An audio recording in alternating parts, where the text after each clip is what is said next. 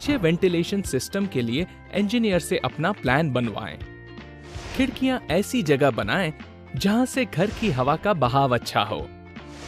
Kitchen में chimney और exhaust fans का इस्तेमाल करें और बाथरूम्स में एग्जॉस्ट फैंस का उपयोग कर सकते हैं।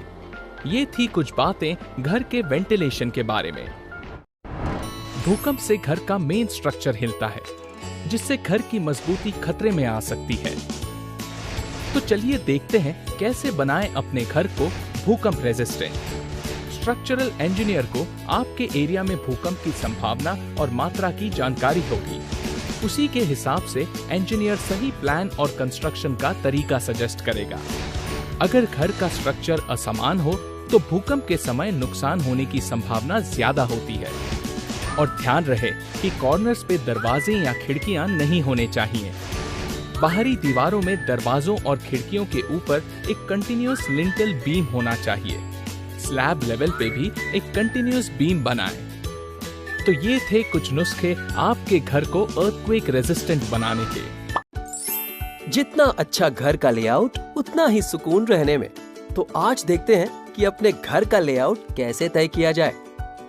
सबसे पहले अंदाजा लगाइए कि आपको कितने कमरे बनाने हैं। आर्किटेक्ट आपके लिए प्लान बना सकते हैं, पर प्लान बनवाने के पहले घर का कोई भी काम शुरू ना करें। और कई जरूरी टेस्ट भी करने पड़ते हैं, जैसे मिट्टी की जांच, जमीन की समानता, वास्तु, मौसम की जानकारी और आसपास के मकानों की हालत। और याद रहे कि घर बनाने के इस पहलू में वक्त बिताएं, क्योंकि बाद में प्लान बदलेंगे तो बहुत महंगा पड़ेगा। ये हैं घर बनाने के नुस्खे। घर बनाते वक्त अगर सही डिसीजन नहीं लोगे तो लंबे दौर में ये महंगा पड़ सकता है। तो समझते हैं ऐसी गलतियों से बचने के नुस्खे। आर्किटेक्ट और इंजीनियर की सलाह हमें बहुत सी गलतियों से बचाती है, तो कंस्ट्रक्शन का काम उनसे कंसल्ट करके शुरू करना चाहिए। कॉन्ट्रैक्टर का सिलेक्शन जल्दबाजी में ना करें। घर से रिलेटेड कोई भी डिसीजन जल्दबाजी में नहीं, बल्कि फैमिली की जरूरतों को ध्यान में रखते हुए लें। काम शुरू करने से पहले अपने पड़ोसियों से जान लें कि किन किन चीजों पर सावधानी बरतनी चाहिए। अपने प्लॉट के लीगल डॉक्यूमेंट्स की जांच करवाएं। अगर प्रॉपर्टी विरासत में मिली है तो बाकी वारिसों से एनओसी लेना जरूरी है। बजट हमेशा सोच समझकर प्लान करें। खर्चा करते वक्त बजट को हमेशा ध्यान में रखें। काम की गुणवत्ता का हमेशा ख्याल रखें। ये थे घर बनाते वक्त की गलतियों और उनसे बचने के नुस्खे। घर बनाने के बाद अक्सर दीमक की प्रॉब्लम होती है, जिससे आपकी फर्नीचर को नुकसान होता है, पर इसका बेस्ट उपाय घर बनाते वक्त ही हो सकता है। कंस्ट्रक्शन शुरू करने के पहले ही एंटी टर्माइट ट्रीटमेंट यानी दीमक की रोकथाम कर लेना सबसे अच्छा तरीका है। इस ट्रीटमेंट के दौरान आपकी नींव से लेकर हर एक प्लिंथ और फ्लोरिंग तक एक केमिकल की परत लगाई जाती है, जिससे दीमक की प्रॉब्लम से आपको मिलता है छुटकारा। कंस्ट्रक्शन के वक्त ही ट्रीटमेंट करवाना फायदेमंद है, क्योंकि खुले प्लॉट में ट्रीटमेंट करवाने के लिए कम केमिकल और लेबर लगता है और दीमक की समस्या जड़ से समाप्त हो जाती है। ध्यान रहे कि ट्रीटमेंट का काम खुद ना करें, हमेशा किसी एक्सपर्ट की सहायता लें। ये है एंटी टर्माइट ट्रीटमेंट यानी दीमक की ट्रीटमेंट करवाने के नुस्खे। अगर प्लम्बिंग का काम बिना प्लानिंग के करोगे तो महंगा पड़ सकता है। समझेंगे कुछ बातें प्लम्बिंग के बारे में। पाइपलाइन सिस्टम में इनलेट हमेशा ऊंचे एलिवेशन पे होना चाहिए, वरना ड्रेनेज सिस्टम बिगड़ेगा और पानी बाहर नहीं जाएगा।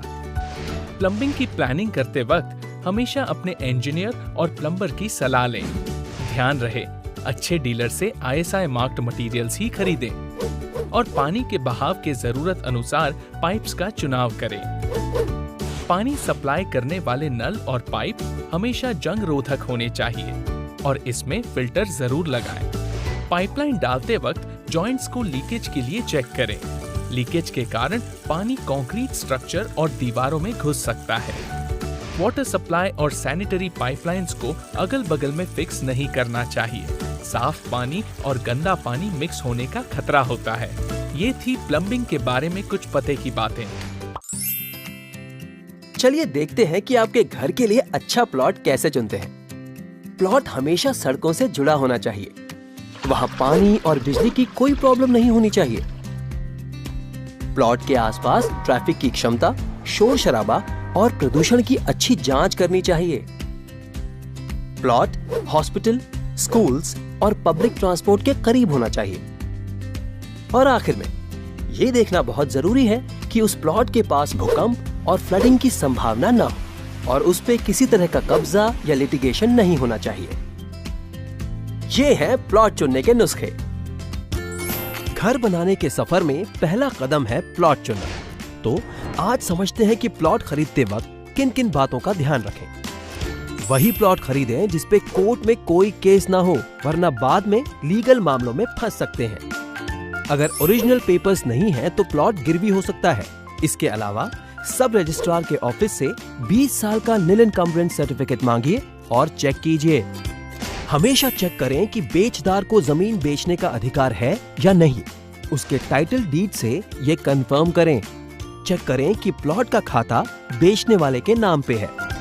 कब्जे से बचने के लिए हमेशा सर्टिफाइड सर्वेयर से प्लॉट की बाउंड्री मार्क कर लें। ये थी प्लॉट खरीदते वक्त ध्यान में रखने वाली कुछ बातें।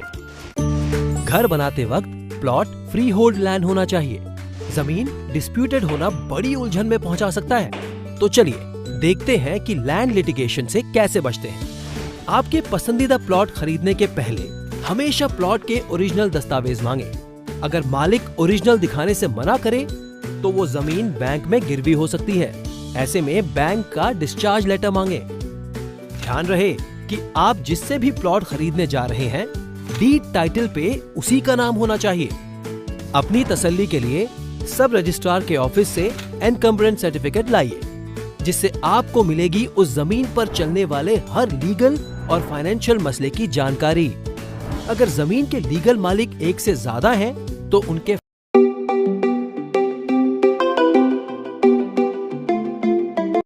फैमिली ट्री को चेक करें और उन सब से रिलीज सर्टिफिकेट मांगे।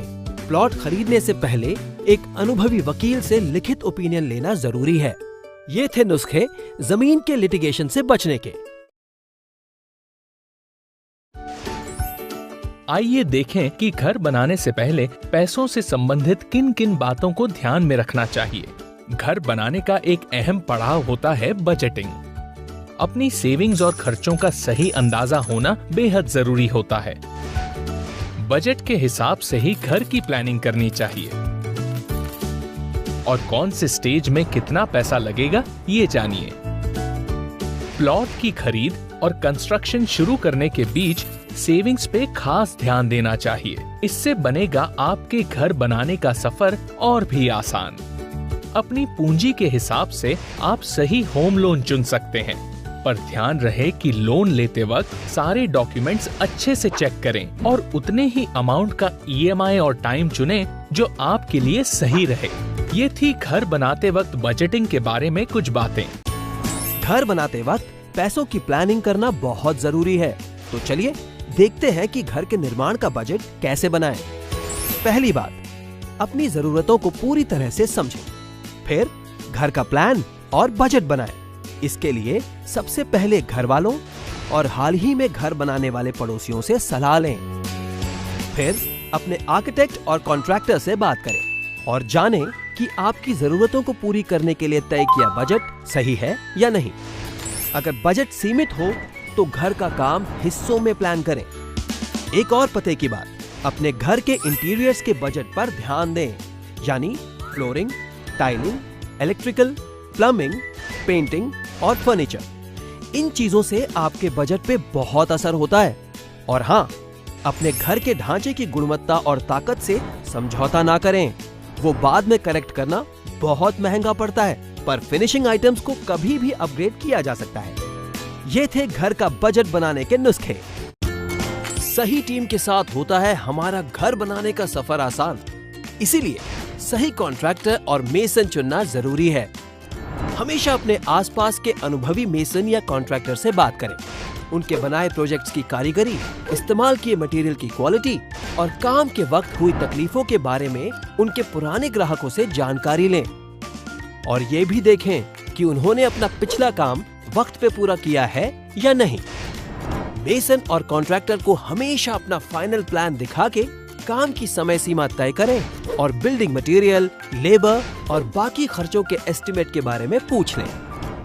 अपने कॉन्ट्रैक्ट में हमेशा मेसन या कॉन्ट्रैक्टर का पूरा नाम, एड्रेस, टेलीफोन नंबर, निर्माण के डिटेल्स, उपयोग होने वाले मटेरियल्स और पेमेंट का शेड्यूल दर्ज करें।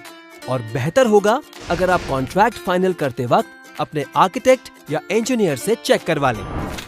हमेशा साइंड कॉन्ट्रैक्ट की एक कॉपी अपने साथ रखें।